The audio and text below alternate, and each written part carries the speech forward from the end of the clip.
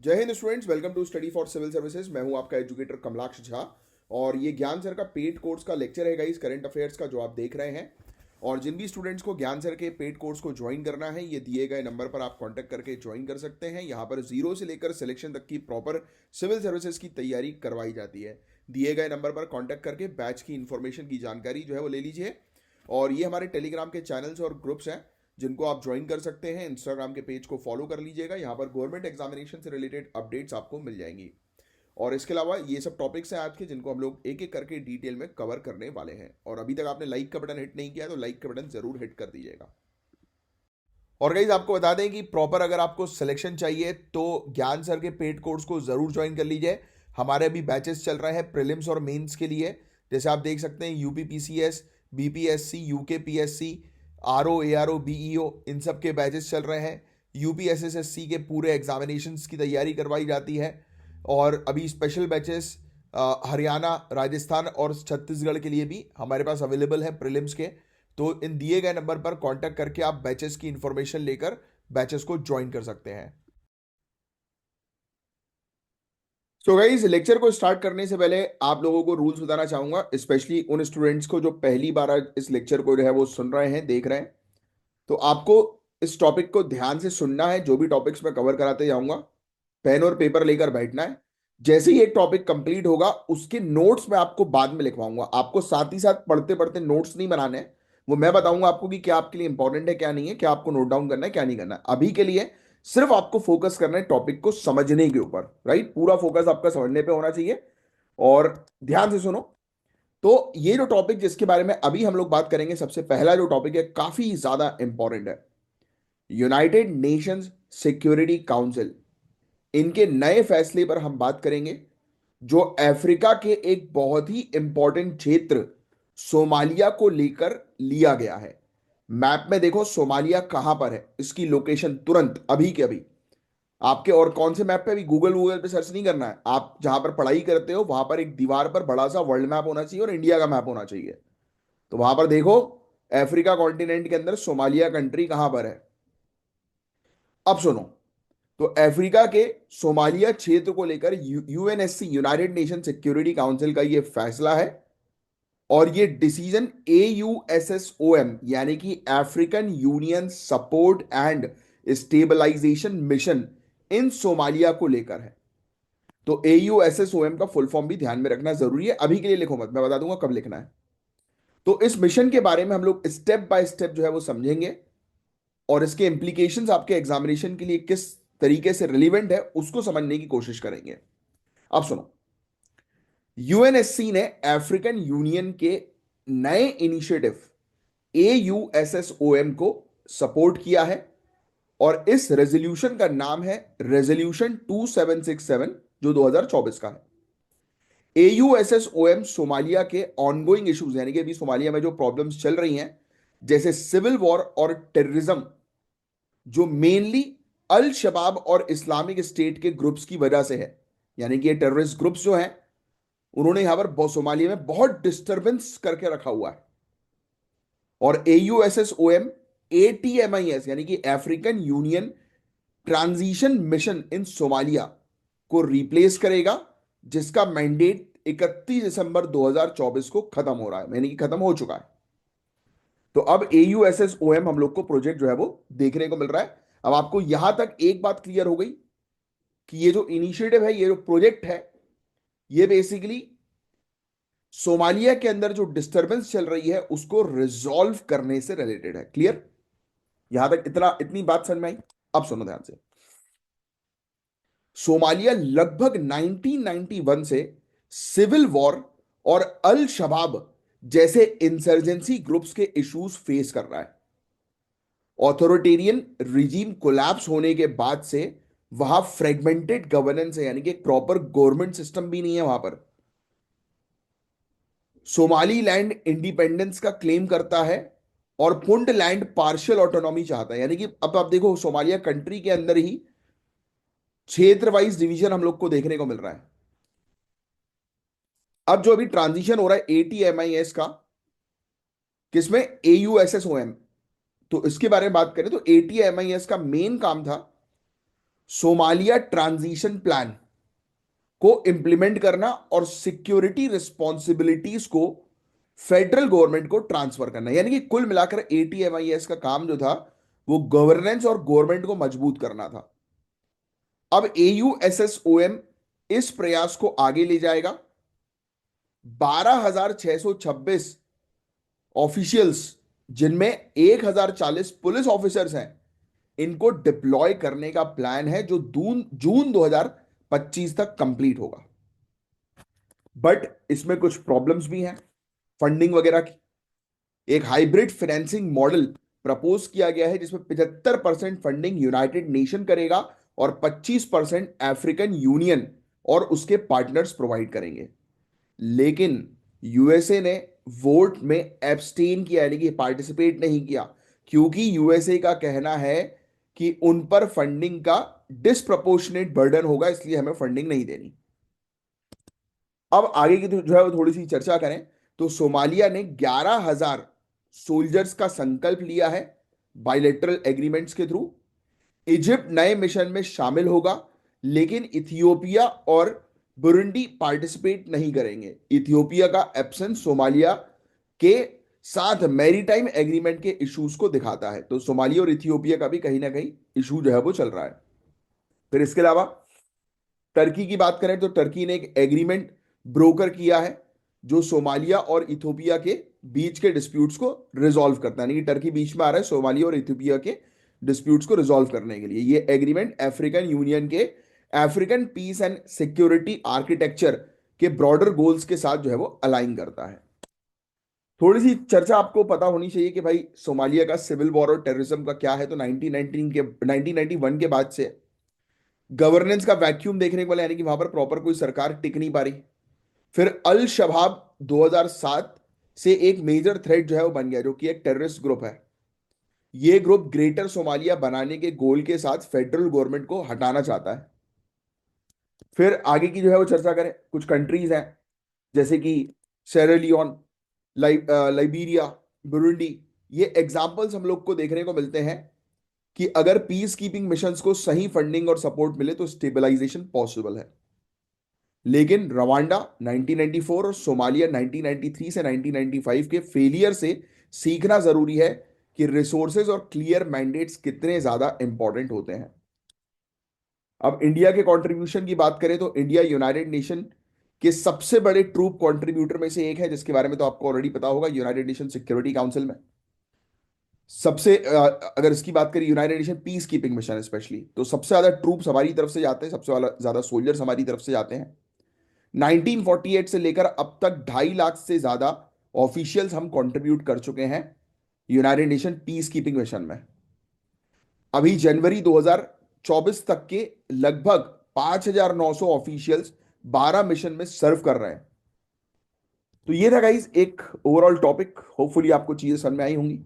AUSSOM Somalia के लिए एक नई उम्मीद है, लेकिन फंडिंग और रीजनल पॉलिटिक्स जैसे चैलेंजेस को ओवरकम करना बहुत ज्यादा जरूरी होगा। तो ये चीज आपको जो है वो समझनी थी। अब लिखो क्या चीज काम की है।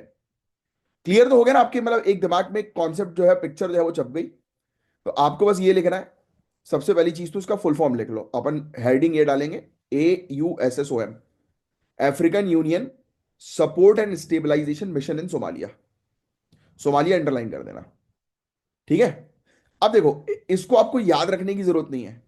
ये AUSSOM क्लियरली बता रहा है कि भाई अफ्रीकन यूनियन जो है वो सोमालिया के अंदर स्थिति को स्टेबलाइज करेगी। अब बस आपको यह पता होना चाहिए कि सोमालिया के अंदर स्थिति अनस्टेबल किस वजह से है।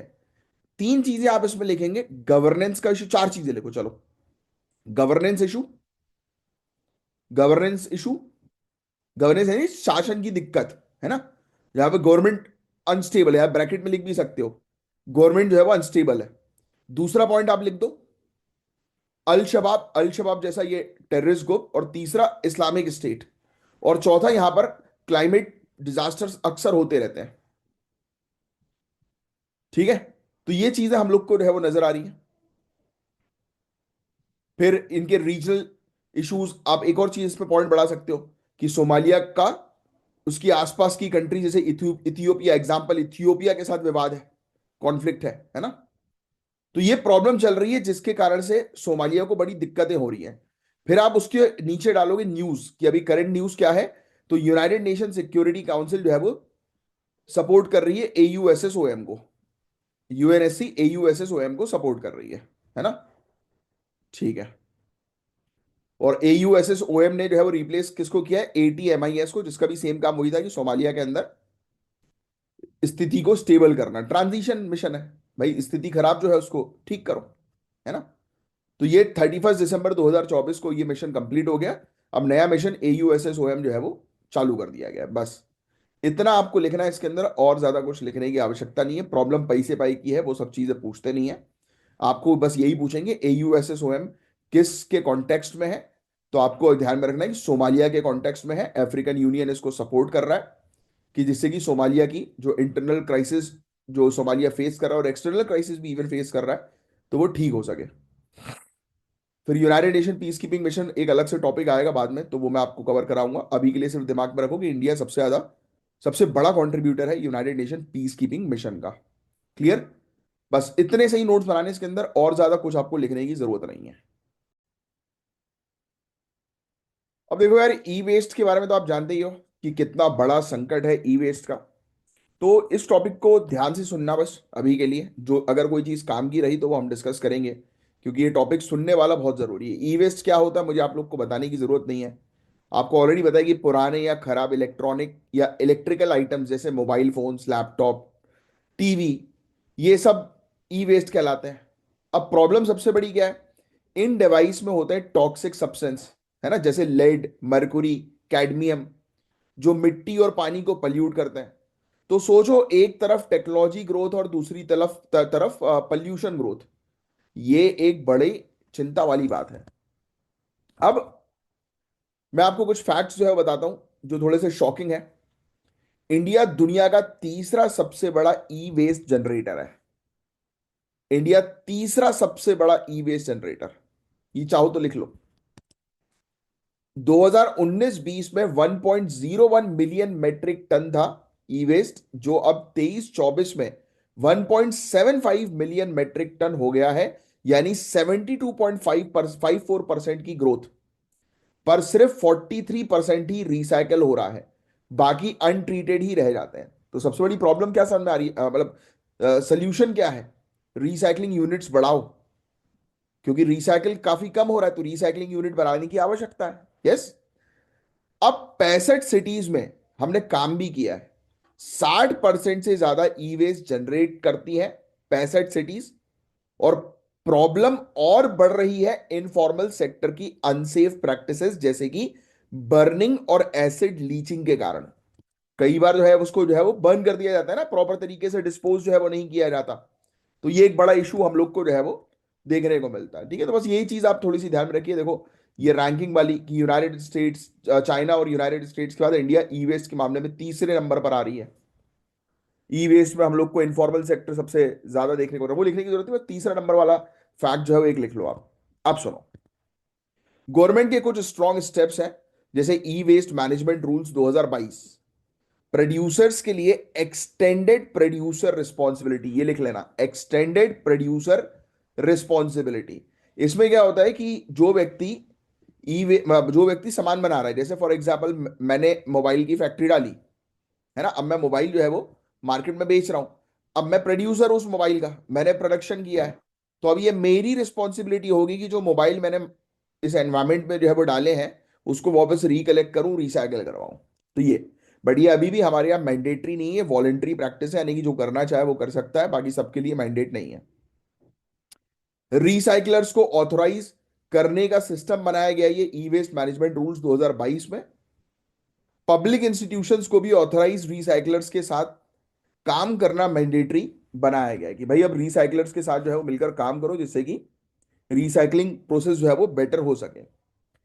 फिर 2024 का अमेंडमेंट रूल्स, एक ट्रेडिंग प्लेटफॉर्म लॉन्च किया गया जिसमें ईपीआर सर्टिफिकेट यानी कि extended producer responsibility certificates trade किए जाते हैं, खरीदे और बेचे जाते हैं, जिससे कि अकाउंटेबिलिटी जो है वो बढ़ती है। ऐसे ही सेकेंड अमेंडमेंट रूल 2023 का था।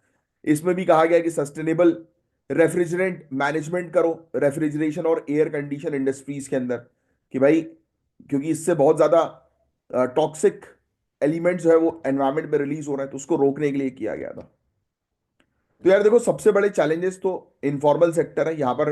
अनसेफ डिस्पोजल मेथड होता है कई बार। लोग बिना प्रोटेक्टिव गियर के, यानी ग्लव्स के, मास्क के, बिना उसके इसको रिसाइकलिंग एक्टिविटी में इन्वॉल्व होते हैं, जिसके कारण से उनके लाइफ स्पेन जो है वो शॉर्ट हो जाता है और वेरियस बीमारियों का भी उनको सामना करना पड़ता है। सिटीज और विलेजेस में कलेक्शन और रिसाइकलिंग सेंटर्स की कमी है। लोग ई वेस्ट डिस्पोजल के प्रॉपर मेथड्स के बारे में अभी भी अवेयर नहीं है। तो सोल्यूशन क्या है भाई? मैंने आपको हमेशा बोला है कि जो प्रॉब्लम होती है वही उसका सोल्यूशन हम लोग को जो है वो देखने को मिलता है। सोल्यूशन यही है कि इनफॉर्मल सेक्टर को इंटीग्रेट करो, ट्रेनिंग और फाइनेंशियल सपोर्ट के जरिए उनको फॉर्मल सिस्टम का पार्ट बनाया जाए। आर्टिफिशियल इंटेलिजेंस और इंटरनेट ऑफ थिंग्स का उपयोग करके एक एफिशिएंट ट्रैकिंग और कलेक्शन सिस्टम बनाई जा सकती है। स्कूल, कॉलेजेस, एनजीओ के साथ कोलैबोरेट करके अवेयरनेस क्रिएट करनी होगी। फिर ग्लोबल प्रैक्टिसेस भी है। यूरोपियन यूनियन, उन्होंने बहुत ही स्ट्रिक्ट रिसाइकलिंग टारगेट सेट किए हैं। जापान के अंदर रिसाइकलिंग फीस को लीगली इन्फोर्स किया गया है। तो ये चीज हम लोग को ग्लोबल लेवल पर देखने को मिलती है। अब लिखना है तो आपको ये चीज लिखनी है, बासेल कन्वेंशन, सिर्फ नाम लिखो। ई वेस्ट से रिलेटेड कन्वेंशन के नाम: Basel convention, Minamata convention mercury pollution को रोकने के लिए जापान वाला, और फिर स्टॉकहोम कन्वेंशन काफी ज्यादा इंपॉर्टेंट। फिर इंडिया के अंदर ई वेस्ट मैनेजमेंट रूल्स और hazardous and other waste management and trans boundary movement rules 2016। सिर्फ इनके बस नाम लिख लो आप। फिर बासेल कन्वेंशन और ये सब तो डिटेल में आपको एनवायरमेंट में पढ़ना ही है, जनरल स्टडीज के अंदर आपका ये है ही। फर्बिशमेंट वाली प्रैक्टिसेस जो है वो शुरू करो, है ना। चलो, और अवेयरनेस बहुत ज्यादा जरूरी है। बाकी इस टॉपिक में और कुछ था नहीं ज्यादा लिखने के लिए। जो चीज मैंने आपको बोली थी होपफुली आपने लिख ली होगी। अब आगे की तरफ आगे बढ़ेंगे हम लोग। अब बड़ा इंटरेस्टिंग टॉपिक है, ध्यान से सुनना आप लोग। एक ऐसे टॉपिक के बारे में बात करेंगे, इंडिया के बैंकिंग सेक्टर की ऑपरेशनल और फाइनेंशियल चैलेंजेस के बारे में। आरबीआई की एक रिपोर्ट ने खुलासा किया है कि बैंकों के भविष्य पर किस प्रकार के संकट आएंगे और 2024 में बैंकों ने कितनी बड़ी प्रॉब्लम्स का सामना किया। अनसिक्योर्ड लोन्स और बैंकिंग सेक्टर की कुछ सच्चाई के बारे में हम लोग चर्चा करेंगे। तो आपको पता है कि आरबीआई की लेटेस्ट रिपोर्ट ने बड़े बड़े इश्यूज को भी हाईलाइट किया है, जो हमें जानना बहुत ज्यादा जरूरी है। तो सबसे पहले तो न्यूज की बात जो है वो करें, तो trends and progress of banking in India 2023-24 की ये रिपोर्ट आती है। किसकी? आरबीआई की। अभी लिखो मत, कुछ बाद में लिखवाऊंगा।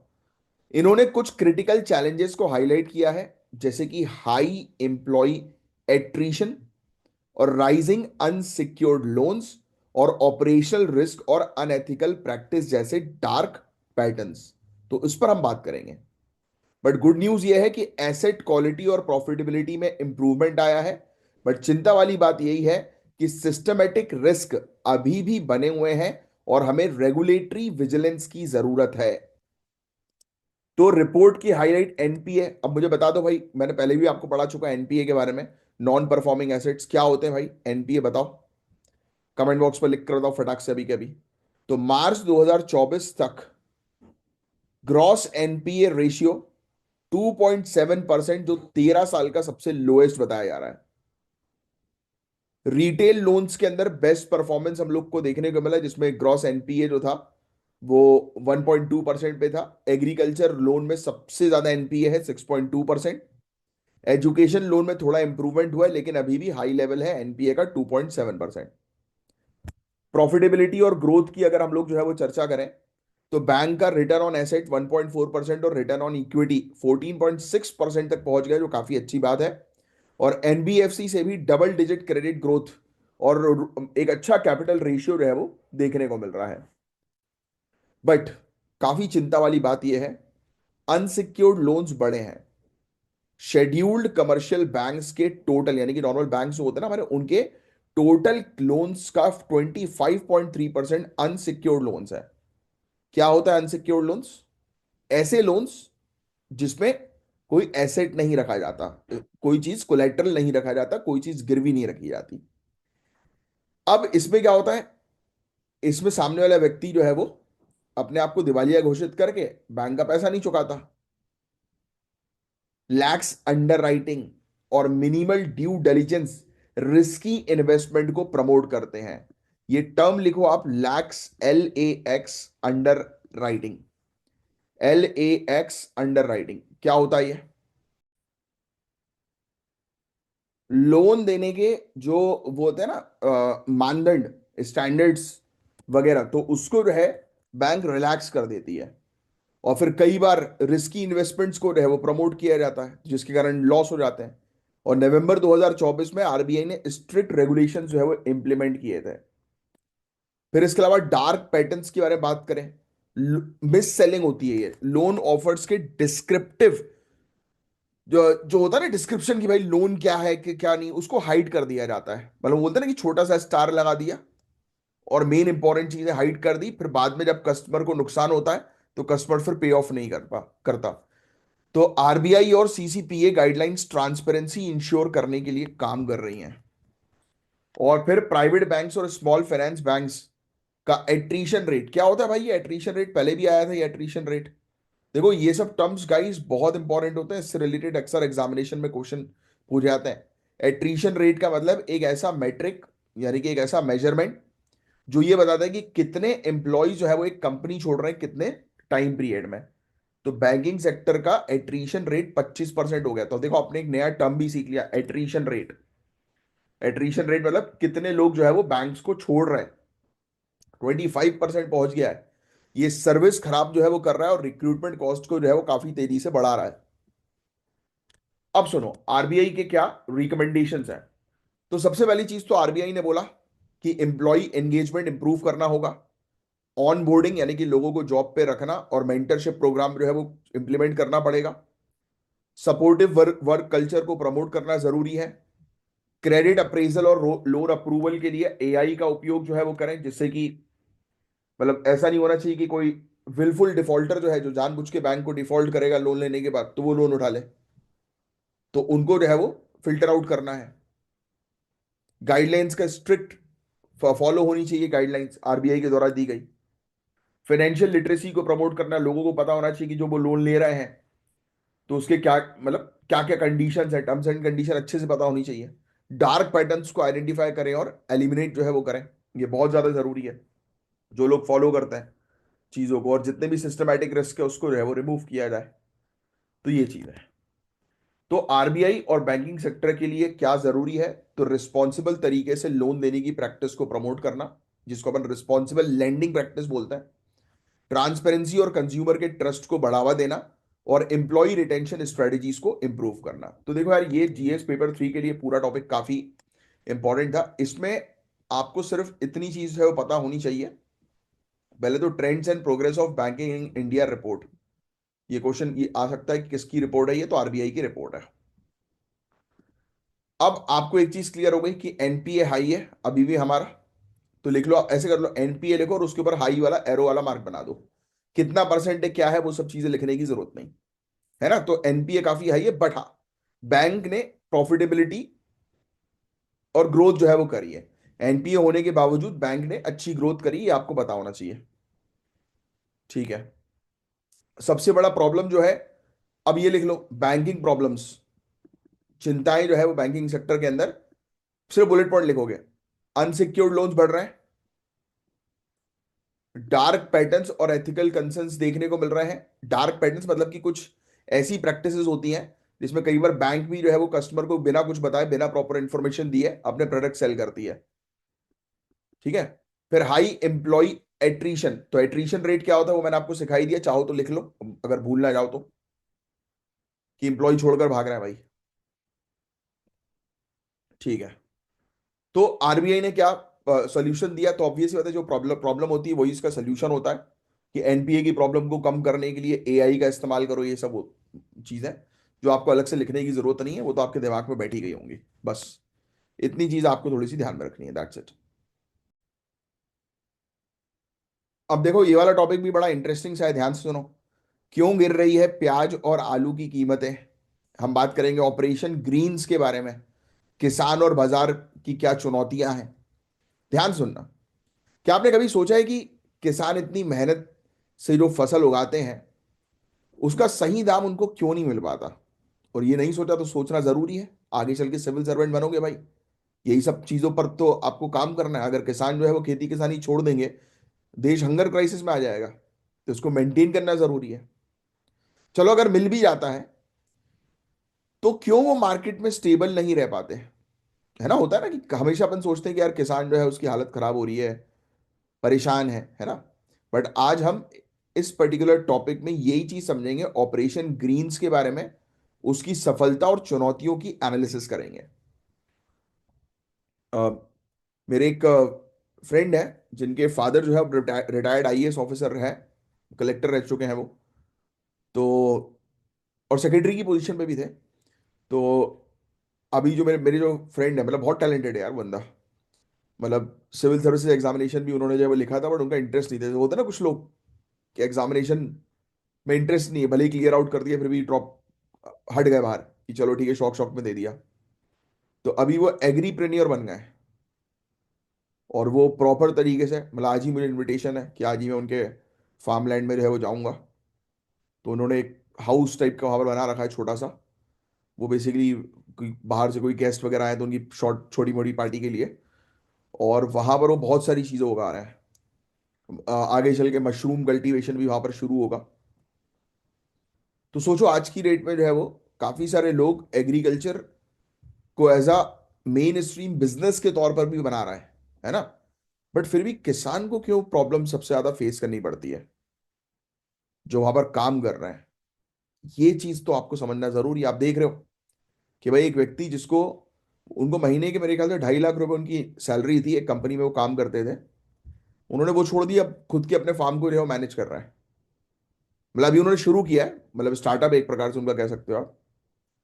तो उस पर जो है वो काम कर रहे हैं। तो सोचो कि लोग जो टैलेंटेड है वो एग्रीकल्चर सेक्टर की तरफ जो है वो जा रहा है, वो भी आईएएस के बेटे, जिनको पता है कि फ्यूचर में जो है वो क्या चीज जो है वो सबसे ज्यादा ग्रोथ जो है वो देगी। तो इसलिए तो भाई इंसान उस एरियाज में जो है वो भेज देता है अपने लोगों को। जब आप जब आगे चल के जब आप एक पोजीशन पर बैठोगे तो आपको पता रहेगा कि भाई आने वाले समय में कैसी पॉलिसीज बन रही हैं, क्या बन रही हैं, किस तरीके से काम करना चाहिए, तो क्या बेनिफिट मिलेगा, है ना। तो वो चीज है। अब सुनो, पहले पहली चीज तो अब ध्यान से, एक स्कीम है जिसके बारे में आपने सुना ही होगा, प्रधानमंत्री किसान संपदा योजना, 2018 में लॉन्च हुई थी। और ऑपरेशन ग्रीन का ये हिस्सा है, मतलब ऑपरेशन ग्रीन इसका हिस्सा है इस स्कीम का, सॉरी। और इसका मकसद है टमाटर, प्याज और आलू, जिसको टोमेटो ओनियन पोटैटो बोलते हैं, टॉप क्रॉप्स, इसके प्राइस को स्टेबल करना। तो आपने क्या समझा, ऑपरेशन ग्रीन किस स्कीम के अंडर है? प्रधानमंत्री किसान संपदा योजना। ऑब्जेक्टिव क्या है? टॉप टोमेटो ओनियन पोटैटो, इन 3 क्रॉप्स पर काम करना, इसके प्राइस को स्टेबलाइज करना, किसान की इनकम को बढ़ाना। 2021 से ये scheme 22 perishable crops, perishable crop समझते हो ना, जो सड़ जाते हैं, इन तक एक्सपेंड हो चुकी है। पर ये स्कीम काम कैसे करती है, ये चीज आपको समझना जरूरी है। इसमें एक शॉर्ट टर्म इंटरवेंशन है और एक लॉन्ग टर्म इंटरवेंशन है। किसानों को डिस्ट्रेस सेल से बचाना। अचानक से हम लोग को जो है वो देखने को मिलता है ना कि सेल बढ़ जाती है, घट जाती है, मतलब ऐसी स्थिति से, ऐसे फ्लक्चुएशन से बचाना। पुअर हार्वेस्ट लॉस को मिनिमाइज करना। कटाई हो गई पर स्टोरेज स्पेस ही नहीं है तो माल सड़ गया, तो ऐसे माल सड़े नहीं, उस पर मेन फोकस करती है।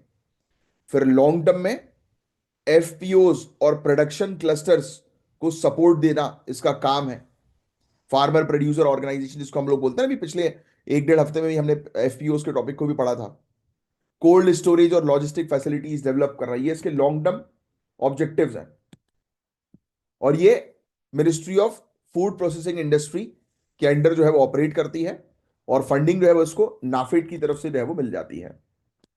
अब सुनो, पार्लियामेंट्री स्टैंडिंग कमेटी की दिसंबर 2024 की रिपोर्ट में पता लगा कि ऑपरेशन ग्रीन्स अंडर परफॉर्म कर रही है।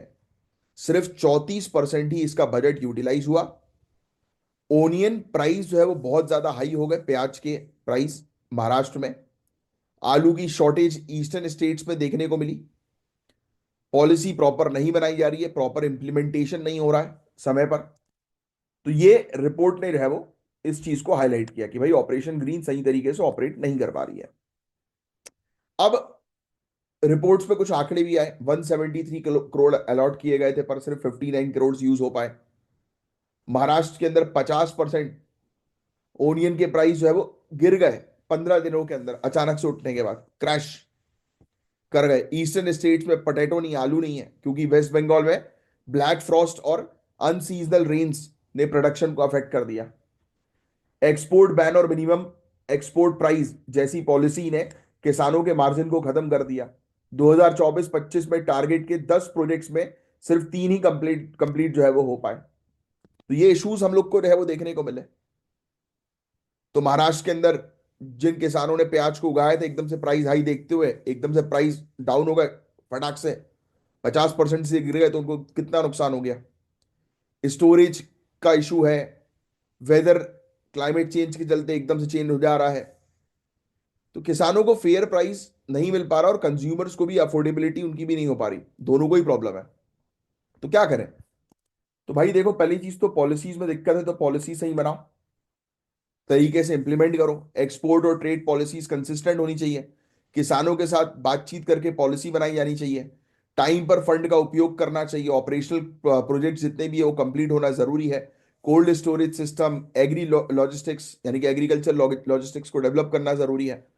रीजन स्पेसिफिक क्रॉप के क्या चैलेंजेस है उस पर फोकस किया जाए। क्लाइमेट रेजिलियंट फार्मिंग प्रैक्टिसेस को अडॉप्ट करना जरूरी है। तो ऑपरेशन ग्रीन एक अच्छा इनिशिएटिव है, पर इसका एग्जीक्यूशन और पॉलिसी को इंप्रूव इसमें करने की आवश्यकता है। तो ये काफी इंपॉर्टेंट टॉपिक था ऑपरेशन ग्रीन से रिलेटेड। अब उठाकर क्या चीज आपके लिए काम की है वो लिख लो। चलो स्टार्ट करते हैं।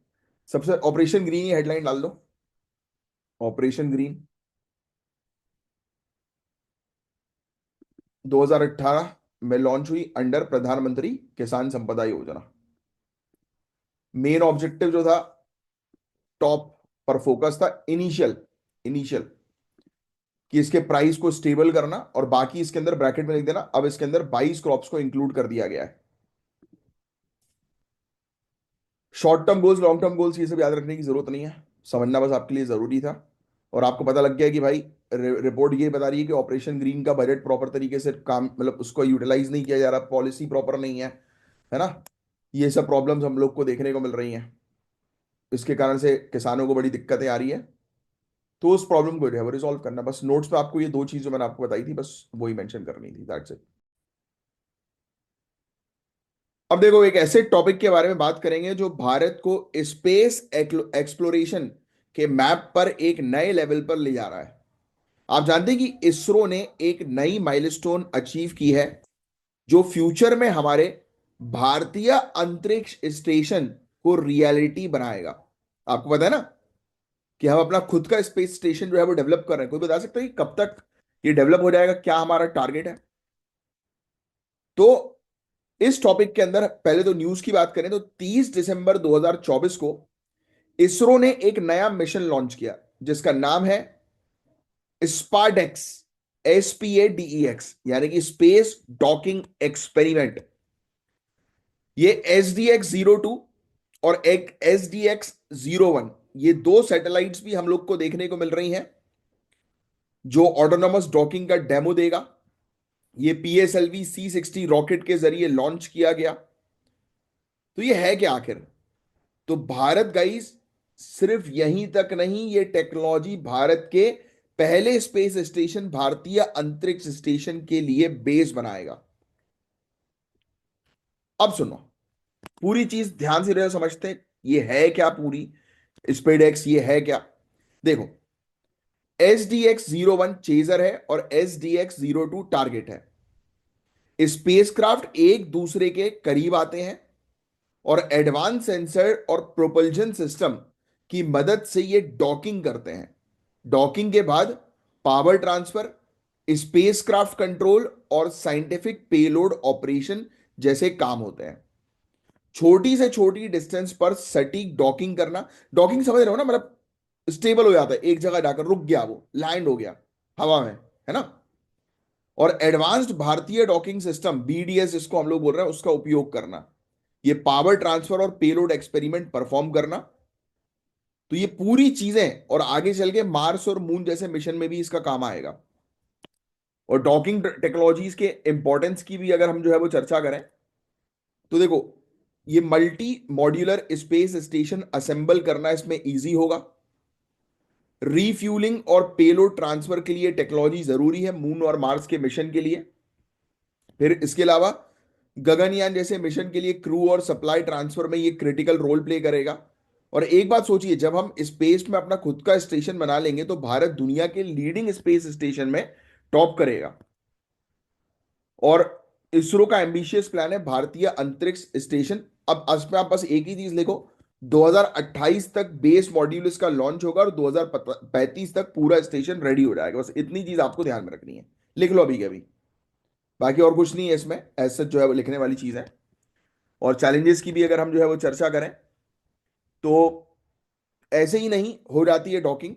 सटीक कंट्रोल चाहिए, आपको पता है यार, एक जगह पर उसको रोकना, सटीक कंट्रोल, स्पीड एडजस्टमेंट, नेविगेशन एकदम परफेक्ट होनी चाहिए। लेकिन स्पारडेक्स की सक्सेस हमें यह दिखाती है कि इसरो इस टेक्नोलॉजी में भी मास्टर बन रहा है। और अब फ्यूचर में हम मून बेसिस और मार्स ट्रेवल के लिए रेडी होने वाले हैं।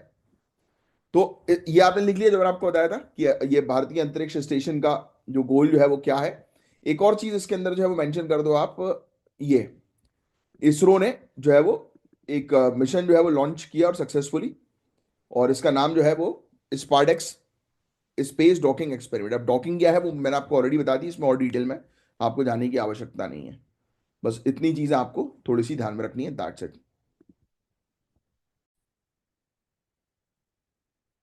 आपने कभी सोचा है कि एक सिंपल पेंसिल के अंदर भी साइंस छुपी है? तो इसी पर हम बात करेंगे। हालांकि इसके बारे में पहले भी डिस्कस करवा चुका हूं कि कैसे कार्बन के एलोट्रोप्स, ग्रेफाइट, डायमंड और ग्रेफीन हमारी डेली लाइफ में इतना इंपैक्टफुल बनाते हैं। तो ये देखो, ये एग्जाम में क्वेश्चन आता है इससे रिलेटेड साइंस के अंदर, तो आपको पता होना चाहिए जो चीज अब मैं बता रहा हूं उसके बारे में। तो आपको थोड़ी बहुत चीजें पता होगी बेसिक, अगर आपने साइंस पढ़ी है, कि कार्बन एक बहुत ही यूनिक एलिमेंट है क्योंकि इसका नेचुरल चेंज होता है बस एटम्स के अरेंजमेंट के बेसिस पर। ये इसमें एटम किस प्रकार से अरेंज्ड है उस आधार पर ये मटेरियल चेंज हो जाता है। इसको हम एलोट्रोप्स कहते हैं, मतलब एक ही एलिमेंट के अलग अलग रूप। एलोट्रोप्स मतलब एक ही एलिमेंट के अलग अलग रूप। डायमंड, ग्रेफाइट, फ्लूरीन्स, ग्रेफीन, ये सब कार्बन के फेमस एलोट्रोप्स हैं। यानी कि कार्बन से बने बट इसके रूप अलग अलग है। और एक और इंटरेस्टिंग चीज, एमोर्फस कार्बन जैसे चारकोल भी बहुत काम आते हैं। तो आपको ऑलरेडी पता है चारकोल के बारे में। जो पेंसिल का कोर होता है ना, वो ग्रेफाइट का बना होता है। कभी कभी क्वेश्चन ये आ सकता है, तो चाहो तो फैक्चुअल इंफॉर्मेशन अभी कभी लिख लो कि पेंसिल कैसे बनती है, ग्रेफाइट से, लिख लो। ग्रेफाइट की स्ट्रक्चर लेयर में होती है जिसमें हर कार्बन एटम तीन दूसरे कार्बन से बॉन्ड करता है। इसकी लेयर्स इजिली स्लाइड करती हैं और इसी वजह से हम लिख पाते हैं, यानी कि वो छोड़ती जाती है। स्लाइड कर रही है ना, तो अपन लिख के कैसे पा रहे हैं, क्योंकि इसमें वो जो कार्बन की लेयर है वो छूटती जा रही है। और यही ग्रेफाइट का एक रूप है, ग्रेफीन। एक एटम थिक शीट फ्यूचर के इलेक्ट्रॉनिक्स और मेडिकल डिवाइसेस के लिए रिवॉल्यूशनरी बन चुका है। ग्रेफाइन आपको पता है कि इलेक्ट्रॉनिक इंडस्ट्री में कितना इंपॉर्टेंट रोल प्ले कर रहा है। तो सेम एलिमेंट का एक पेंसिल और सेम एलिमेंट का एक इलेक्ट्रिकल प्रोडक्ट में यूज होने वाली शीट है, और सेम एलिमेंट का डायमंड है, hardest material in this planet. तो डायमंड की बात करें तो ये ग्रेफाइट ग्रेफीन का बारे में मैंने आपको ऑलरेडी बता दिया। डायमंड, इसका स्ट्रक्चर बिल्कुल अलग है। ये इसका स्ट्रक्चर जो है उसको बोलते हैं 3D टेट्राहाइड्रल। 3D टेट्राहाइड्रल लिख लेना, 3 डायमेंशन टेट्राहाइड्रल, ये इसका स्ट्रक्चर है, इसका नाम। इसमें हमें देखने को मिला, और दुनिया का सबसे हार्ड मटेरियल माना जाता है, ये बात आपको पता है, लिखने की जरूरत नहीं। डायमंड कटिंग और ड्रिलिंग टूल्स में इसका उपयोग होता है। लैब ग्रोन डायमंड्स ने इसकी एक्सेसिबिलिटी जो है वो बढ़ा दी है। फिर इसके अलावा फुलरीन्स और कार्बन नैनो ट्यूब्स की बात करें तो ये फ्यूचर के मटेरियल हैं। फुलरीन्स जैसे बल्की बॉल्स C60 और कार्बन नैनो ट्यूब साइंस और टेक्नोलॉजी के नए डोर्स खोल रहे हैं।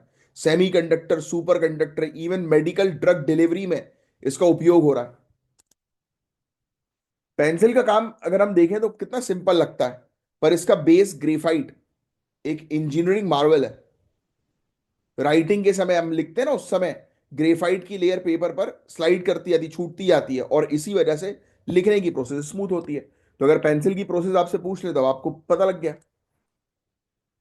अब कार्बन के अलग अलग जो एलोट्रोप्स हैं उनकी प्रॉपर्टीज के बारे में अगर हम बात करें तो ग्रेफाइट ब्लैक और शाइनी होता है, जैसे हमारी पेंसिल होती है ब्लैक शाइनी, जबकि डायमंड ट्रांसपेरेंट और ब्राइट होता है, क्योंकि इनके एटम्स का अरेंजमेंट अलग है। यही प्रिंसिपल मटेरियल्स के बिहेवियर और इवन सोशल पैटर्न समझने में मदद करता है। तो एक सिंपल पेंसिल भी साइंस की एक मास्टर क्लास है। ये चीज हमने जो है वो इस पूरे आर्टिकल के अंदर जो है वो समझी, बस और कुछ नहीं था इस टॉपिक के अंदर। बाकी निधि कंपनीज के बारे में, और मैं आपको ये डोडो, इसके बारे में जो है मैं आपको नेक्स्ट लेक्चर में जो है वो कवर करवाऊंगा, कल के लेक्चर में। और निधि कंपनीज जब मैं कवर कराऊंगा तब आपको और इसके बारे में डिटेल में पढ़ाऊंगा। बस आज के लिए इतना ही रख रहे हैं। अब मिलूंगा मैं आपसे कल की क्लास में, तब तक के लिए bye, take care, have a great day ahead. जय हिंद।